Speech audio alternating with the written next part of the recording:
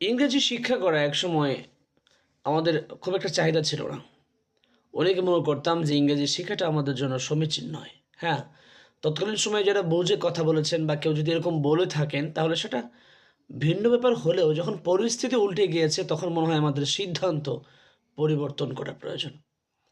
আজকে আমরা দেখতে পাই যে কওমি অঙ্গনের বিভিন্ন শিক্ষার্থীরা ইংরেজি শিখছে এবং অনেক ওস্তাদরাও এটার স্বীকৃতি দিচ্ছে বা সম্মতি দিচ্ছে।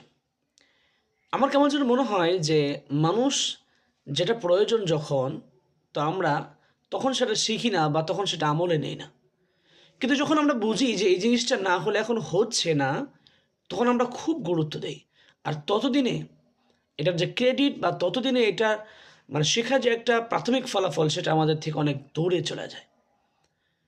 একসময় মানুষ মনে করতো যে কওমি মাদ্রাসায় যারা পড়ে তারা ইংরেজি বলতে পারে না, লিখতে জানে না, ইংরেজিতে কথা বলতে জানে না। এখন কিন্তু অনেক শিক্ষা প্রতিষ্ঠানে কওমি মাদ্রাসাগুলোতেই ইংরাজি আ স্পোকেন কোর্স হচ্ছে। তো সেগুলো আগে হলে অনেকে দূষণে মনে করতো, "না ইংরেজি কেন শিখব? এখন সময়ের প্রয়োজন আসছে, এখন শিখতেছি।"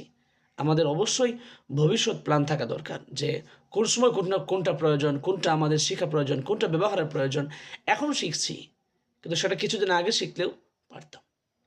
আজকে কম্পিউটার এভেলেবল অনেকে শিখছে, এটা কেউ কিছু মনে করছে না। অথচ একসময় কম্পিউটার শিখতে গেলে মনে করতো এটা বেহুদা কাজ।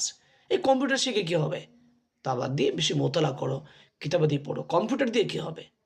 অথচ এখন কম্পিউটার শিখছে। কাজেই ভবিষ্যৎ নিয়ে মানুষের পরিকল্পনা থাকা দরকার। আমি যেটা মনে করি যে আগামী ১০ বছর পরে জেনারেশন কোন দিকে যাচ্ছে এবং মানুষের চাহিদা কী সেটা বুঝে তারপর আমাদের আগানো প্রয়োজন।